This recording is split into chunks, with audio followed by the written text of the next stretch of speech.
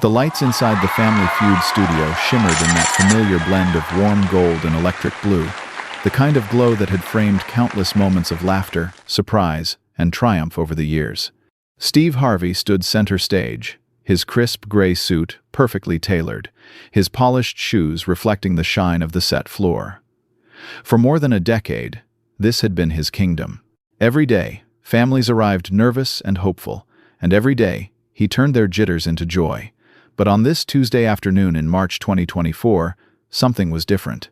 Something extraordinary was about to happen. The kind of moment that would remind the world that behind the flashing lights and witty banter, Family Feud was really about people, about dreams, and about the quiet, unstoppable power of love. Two families stood ready under the blazing lights. The Patel family from New Jersey and the Chandri family from California. Laughter filled the air. But Steve, ever the seasoned host, sensed something unusual in the way one contestant carried herself. At the far podium stood 6-year-old Priya Chandri, wearing a deep burgundy sari embroidered with golden threads that shimmered like sunlight on water. Her wrists gleamed with traditional bangles, her jewelry delicate but proud heirlooms that told a story older than the game itself. And at the center of her forehead, her mangtika, her grandmother's, caught the light every time she moved. Her family had tried to convince her to wear something simpler, something more American TV appropriate. But Priya had quietly insisted. "This is my family's story," she had said, "and today, I carry them with me." No one could have known then just how literal that statement would become. The first half of the game unfolded, smoothly, laughter, cheers, quick answers. The Chandris were charming, sharp, and united, making their way to the fast money round with ease. Priya's cousin went first, scoring an impressive 142 points, leaving just 58 to win the $20,000 grand prize. Steve grinned, walking toward her podium with his usual mix of humor and authority. "All right, Priya," he said, voice warm and teasing. 58 points, easy money, right?" But Priya didn't laugh. Her hands rested calmly on the podium, fingers trembling just slightly. When she lifted her eyes to meet his, there was a depth there that made him pause mid-sentence. "I've been ready for this my whole life, Mr. Harvey," she said softly.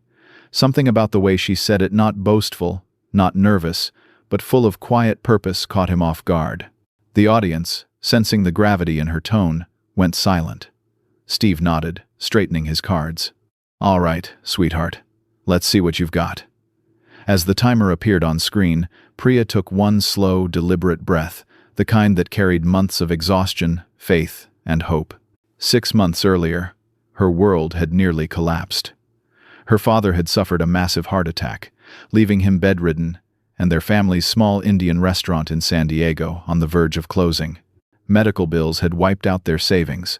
Her mother was working double shifts, barely sleeping, trying to keep both her husband and their dream alive. When Family Feud called looking for a last-minute replacement family after a cancellation, it had felt like a sign. Priya saw it not as luck, but as destiny. 20 seconds on the clock, Steve announced. And just like that, the countdown began. The first question hit. "Name a fruit you might find in a pie." "Apple," Priya answered instantly. "Name something people do when they're nervous." "Bite their nails." "How many hours of sleep should you get each night?" 8. "Name a place where you have to wait in line." "The DMV." "Name something that makes you feel better when you're sick." "Mother's soup." That last answer landed heavy in the air, a fragile tremor in her voice, as if the word mother had unlocked a flood she was holding back. The buzzer sounded. Steve smiled encouragingly, oblivious to the storm about to break. Good job, Priya," he said. "Let's see how you did." He turned to the board and history began to unfold. "You said apple," Steve read aloud. The screen flashed. Number 1. Answer, 47 points. Applause erupted. "You said bite their nails." Number 1. Answer, 31 points. The audience grew louder. 8 hours of sleep. Number 1. Answer, 29 points. The crowd was now electric. Steve's eyebrows shot up. 3 in a row was rare, almost unheard of. The DMV. Number 1. Answer, 43 points. The studio exploded. 4 perfect answers. 4 number ones. Priya remained still, her palms pressed together in silent prayer, her eyes closed. Steve's tone shifted. The air tightened. Priya, he said slowly, if your last answer, mother's soup, is the number 1 answer, you will have done something that's never happened in the history of this show. A hush fell. Every camera zoomed in. The board flickered. And then number 1, 38 points. The crowd leapt to its feet, roaring. Steve dropped his cue cards, jaw open. Priya Chandri had just achieved the impossible 5 number 1 answers in a row, a perfect fast money round. But as cheers filled the room, Priya didn't celebrate. She sank to her knees, covering her face with both hands as tears began to fall. Steve rushed to her side. Priya, honey, what's wrong? You just made history. Through her sobs, she looked up, her voice trembling, but sure. Mr. Harvey, I need to tell you why I'm really here. The audience went still. The lights seemed to dim, and what came next would turn an ordinary game show into one of the most moving stories ever told on television. Steve Harvey stood frozen for a moment, unsure whether to cue the next segment or simply listen. The atmosphere inside the Family Feud studio had shifted, no longer charged with competition, but with something sacred. Priya's hands were shaking as she rose from her knees. Her mascara had smudged, her hair slightly disheveled under the bright lights, but her composure, that quiet dignity, remained unbroken. The audience, once roaring, now sat in utter stillness, like witnesses to something far bigger than television. Mr. Harvey, she began softly, her voice trembling, I need to tell you why I came here today. Steve placed a reassuring hand on her shoulder. Go ahead, sweetheart, take your time. Priya drew a shaky breath. 6 months ago, my father had a heart attack. It was massive. He nearly didn't make it. The words hung heavy in the air. She paused, trying to steady herself. The surgery saved his life, but the bills, they almost destroyed ours. Even with insurance, we owed over $200,000. My parents own a small restaurant in San Diego. It's called Ghar Ka Khana. It means home food in Hindi. It was my father's dream, a place where Indian families could taste home again.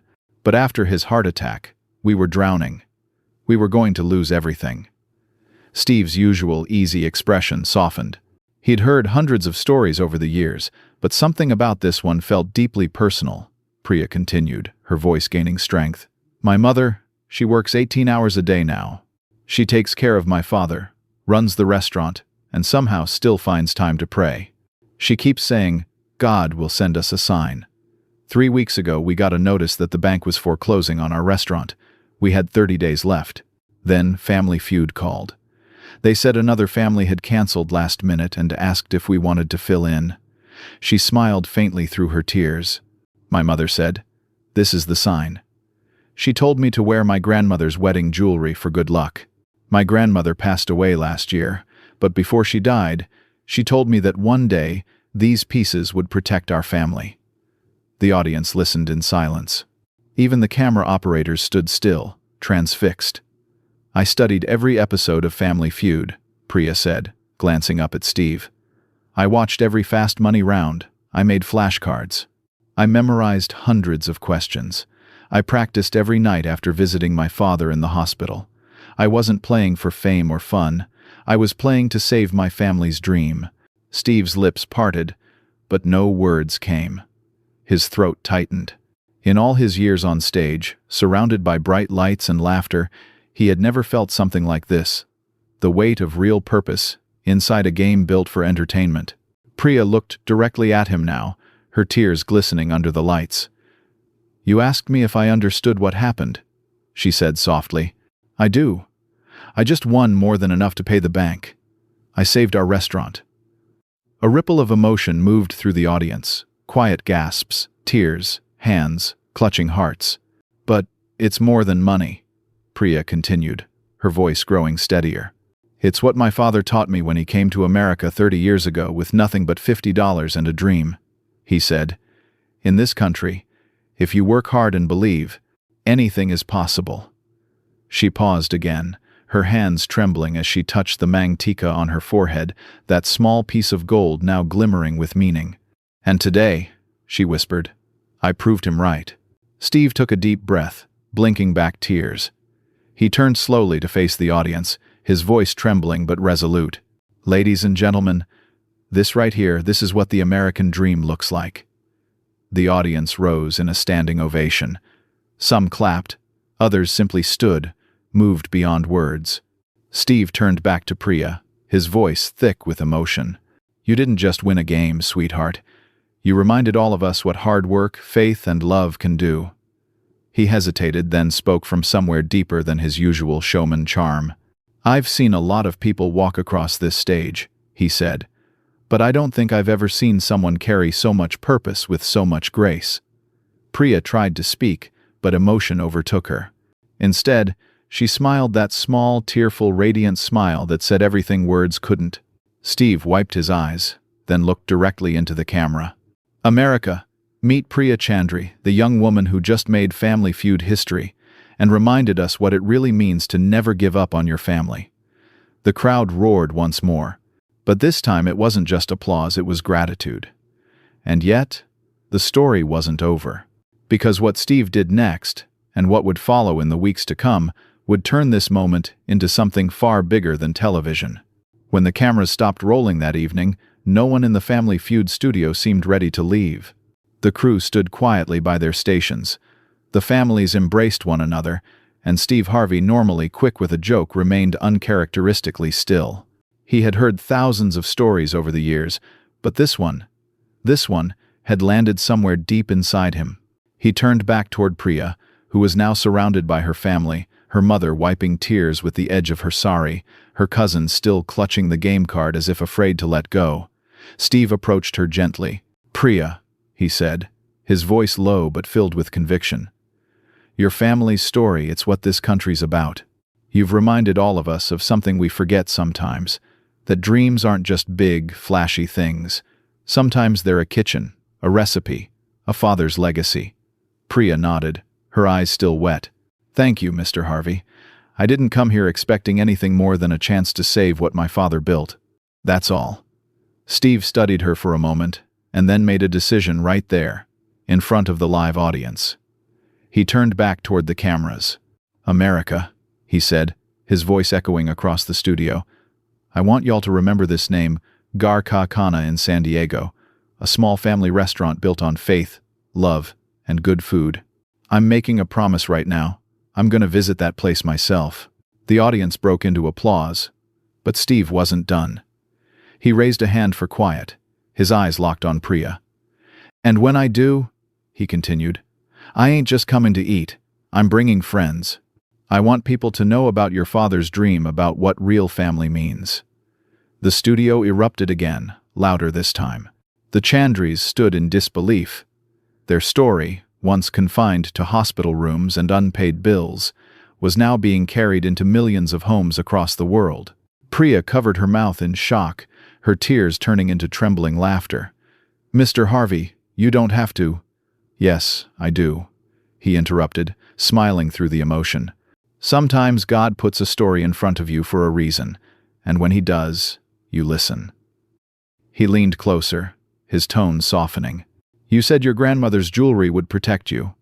Well, maybe all of this is her keeping that promise." The audience was on its feet again, many wiping their eyes. Steve extended his hand, and Priya took it. "Your grandmother's watching, baby girl," he said gently, "and she's proud." The show wrapped with thunderous applause, but behind the scenes, Steve immediately called his producers. "We're not done with this story," he said. "I want to follow up in 6 months. We're going to see how this family's doing." The production team exchanged surprised glances. Family Feud had never done something like that before. But Steve's tone left no room for discussion. His word was final. When the Chandri family stepped off stage, Priya removed one of the golden bangles from her wrist. She turned to Steve, still trembling slightly from the rush of emotion. "Mr.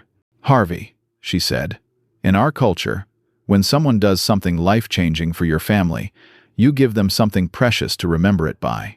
This belonged to my grandmother. Steve blinked in surprise. "Oh no, sweetheart, I can't take that." "Please," Priya insisted. "You didn't just help us win. You gave us dignity. You made us feel seen." There was a pause then. Slowly, Steve accepted the bangle. "I'll keep this safe," he said, his voice quiet. "And I'll remember this day for the rest of my life." Later, when he returned to his dressing room, he placed the bangle on his desk, still warm from her hand. Under the studio lights, it shimmered softly, not as jewelry, but as a symbol. A reminder that sometimes, the greatest victories weren't measured in money or fame, but in moments that reminded people of their shared humanity. 3 weeks later, when the episode aired, the response was overwhelming. The clip of Priya's perfect fast money round spread like wildfire, not because of the record-breaking score, but because of her story. Within 24 hours, Ghar Ka Khanna's social media pages exploded. Thousands of people left heartfelt messages. "Your story made me cry. We're driving to San Diego just to eat at your restaurant. You reminded us what family means." By the end of the week, the restaurant had received more than 10,000 five-star reviews. Lines stretched around the block. Local news stations camped outside. Food critics who had never noticed the small family-run kitchen were suddenly calling it a miracle with spices. And then, one bright afternoon, a familiar black SUV pulled up to the curb. Steve Harvey stepped out, wearing his signature smile and a camera crew behind him. 2 weeks after the Family Feud episode aired, a warm California sun fell over San Diego's Miramar neighborhood. The air carried the comforting aroma of cumin, turmeric, and simmering tomato gravy scents that drifted from a modest storefront with a hand-painted sign that read, "Ghar Ka Khanna Home Food, from the Heart." Inside, the Chandri family had been preparing since dawn. Priya's mother moved through the kitchen like a conductor leading a symphony, adjusting spices by instinct, tasting sauces with the care of someone cooking not for fame, but for family. Her father, a 58 to 60-year-old man with light brown skin, neat salt and pepper hair, benevolent face, still recovering from surgery, insisted on standing by the stove, his once tired eyes now gleaming with pride. "Are you sure he's really coming?" Priya asked for the 3rd time, nervously adjusting the flowers on each table. Her mother smiled. "If Steve Harvey said he's coming, he's coming. Some promises are too honest to doubt." At exactly 1 p.m., a sleek SUV pulled up outside. When the door opened, a burst of energy followed cameras, laughter, and that unmistakable voice. "Now this," Steve announced, stepping onto the sidewalk, "is what I call keeping my word." The restaurant fell silent as he entered. Then, as if the air itself exhaled, applause erupted. Customers stood. Some cried. Steve greeted Priya first, wrapping her in a warm embrace. "You look different," he said softly. She laughed through her tears. "Maybe because I've been sleeping for the first time in months." He smiled and looked around the cozy space walls lined with family photos, shelves stacked with brass pots and jars of spices, the smell of coriander and ghee wrapping around him like a memory he didn't know he had. "This place feels like love," he said. As cameras rolled for Steve's talk show, he sat with the Chandri family around one of their tables. The restaurant was closed for filming, but the kitchen hummed quietly behind them.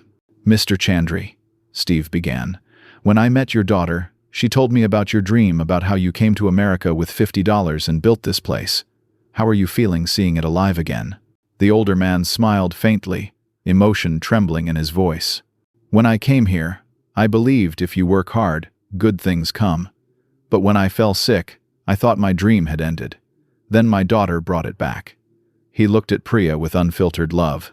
"She didn't just save our restaurant, she saved our hope." Steve's eyes glistened. "You raised a remarkable woman, sir. I've seen people win cars, money, trips, but this right here." He gestured around the room. "This is the real victory." The crew filmed Steve tasting dish after dish, butter chicken, dal makhani, biryani, and finally a steaming bowl of mother's soup. As he took the first spoonful, he froze. The flavor was simple, honest, and impossibly comforting. He set the spoon down, eyes closed for a moment. "This," he said quietly, "is healing in a bowl." The audience watching the episode weeks later would remember that line, because when he lifted his head, there were tears in his eyes. After filming, when the cameras shut down, Steve asked to speak privately with Priya's father. The two men stood in the doorway, the soft California light filtering in. "Sir," Steve said, "you built something beautiful. Not just a restaurant, a legacy, and I think your daughter's gonna make sure it never dies." Mr. Chandri smiled, weak but proud. "I came to this country to give my family opportunity. But it was my daughter who taught me what opportunity really means. It means not giving up when you're scared. It means remembering where you came from." He paused, voice breaking slightly. "You and my daughter, you gave me back my dream. Thank you." Steve shook his head. "No, sir. You already had it. She just reminded the world to look." Within a month of Steve's visit, Ghar Ka Khana had become more than a restaurant. It was a movement. People traveled from across the country to eat there, not because of a celebrity endorsement, but because of the story that had touched their hearts. A retired teacher drove from Arizona just to hug Priya's mother. A group of Indian immigrants from Chicago donated money to help expand the kitchen. Local schools began bringing students on field trips to learn about Indian culture and resilience. The Chandris could hardly believe it. They hired new staff, remodeled the dining area, and began a weekly community meal night, serving free food to anyone struggling financially, a tradition born from gratitude. And through it all, Steve stayed in touch. He called often, he checked in, and when people asked him why, his answer was always the same. Because some stories don't end when the credits roll.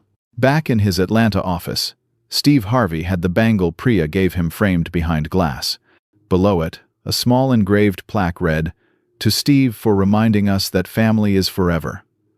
Visitors often asked about it, expecting a glamorous Hollywood story. But Steve would just smile. "That," he'd say, "is from a young woman who proved that love, faith, and good food can change the world." And he wasn't wrong. Because the story of Priya Chandri and her perfect score was only just beginning to ripple outward far beyond the walls of Family Feud, beyond California, beyond even America. It had become something larger, a living testament to the idea that miracles don't always arrive in thunder or gold. Sometimes, they come in the quiet voice of a daughter saying, "I've been ready for this my whole life." 6 months after that unforgettable Family Feud episode, Steve Harvey walked onto his stage with a look of anticipation and warmth that his audience had come to recognize. But this day was different. "Y'all remember Priya Chandri?" he asked, smiling as the crowd erupted in applause. "Well, she's back, and she brought some good news with her." The big screen behind him flickered to life, showing a video montage of Ghar Ka Khana. Gone was the struggling, dimly lit restaurant from before. In its place stood a thriving, radiant space filled with laughter, conversation, and the aroma of spices. Lines stretched around the block. Families smiled as they waited, children playing on the sidewalk, and in the kitchen, Priya's father stood shoulder to shoulder with his wife, both of them beaming as they served plates of food with love that radiated through the screen. When Priya and her parents stepped onto the stage, the audience rose in a standing ovation. Steve welcomed them with open arms, embracing each one in turn. "Last time y'all were here, this story made the world cry," he said. "Today, it's gonna make the world believe." Priya, now more confident and composed, spoke first. "Mr. Harvey, when I stood at that podium, I was just trying to save my father's restaurant. But what happened after? It was beyond anything I could have imagined." She turned to the screen where images played their restaurant packed with customers, a wall covered in family photos, a framed still from her Family Feud episode, and a golden plaque that read, "The Perfect Score, March 2024. Because of that show," Priya continued, "we paid off every debt. We expanded our restaurant. We opened a second location, and now we're planning a third. But the most important thing isn't the growth. It's the good we've been able to do because of it." The crowd quieted. Priya smiled through tears. "We started a foundation named after my grandmother to help immigrant families facing medical crises like ours. We've already helped 5 families keep their homes, their businesses, their dreams alive." The studio gasped, followed by thunderous applause. Steve leaned back, visibly moved. "You see, that's what happens," he said, "when somebody turns a victory into a purpose." Steve turned to Mr. Chandri, who looked healthier than before, his posture straighter, his spirit lighter. "Sir, last time we spoke, you told me your dream was just to keep your restaurant alive," Steve said. "How does it feel now, seeing all this?" The elder Chandri smiled, his accent carrying the grace of a man who'd seen both hardship and redemption. "In my country," he said softly, "we have a saying, Atithi Devo Bhava. It means, the guest is God. Everyone who came to our restaurant, everyone who supported us, they were all blessings. We don't just serve food anymore, Mr. Harvey. We serve love." The audience was silent, many wiping their eyes. Priya's mother nodded, adding, "My husband taught me to cook with love, but it was our daughter who taught us to dream again." What started as one family's salvation became a movement. Within a year, immigrant-owned small businesses across America began sharing their stories, inspired by Priya's courage and grace. Applications to Family Feud from multicultural families tripled. The show quietly began adjusting its casting process, giving more visibility to stories like the Chandris. Steve's production team even created a new initiative, the Family Feud Legacy Fund, pledging a portion of proceeds from each episode to help struggling families. It was Steve's way of ensuring Priya's impact would live on far beyond the broadcast. And Priya? She embraced a new role she never sought, that of a storyteller. She was invited to speak at universities, cultural conferences, and business schools. Her message was always simple: preparation makes you ready, love gives you courage, and faith makes the impossible happen. She always wore her grandmother's jewelry at these events, the same set she had worn on Family Feud. It had become her symbol, her quiet armor of remembrance. 1 year later, she released a book, Mother's Soup, Recipes and Stories of Healing. Each chapter paired an authentic Indian recipe with a family memory. Her mother's lentil soup for nights of worry, her father's spiced rice for moments of celebration, her grandmother's wisdom, written between lines of turmeric and cardamom. The proceeds from the book went entirely to the foundation, now helping dozens of families across the country. Reviewers called it a love letter in the form of food, but for Priya, it was simply a way to preserve the heartbeat of her family, proof that even pain could be transformed into nourishment. A decade after that historic day, a documentary premiered, The Perfect Score, the Priya Chandri story. It told of how a single moment on a game show changed countless lives. The final scene was filmed at Gar Ka Khana, where Steve Harvey made an unannounced appearance. The restaurant erupted into applause as he walked in, older but still glowing with the same charisma. He held up a small framed box inside, the bangle Priya had given him years before. "I still keep this in my office," he told her.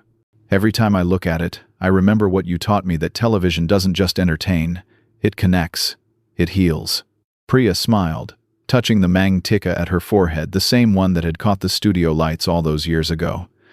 "Mr. Harvey," she said softly, "that bangle protected my family.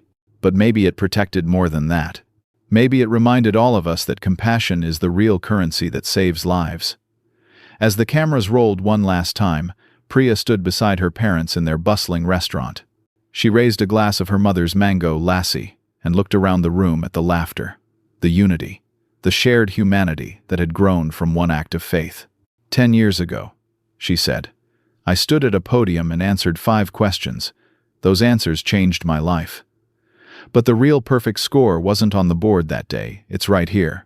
Every person who chose to believe in us, every family we've been able to help, every story that reminds us that no dream is too small and no act of love too simple to change the world."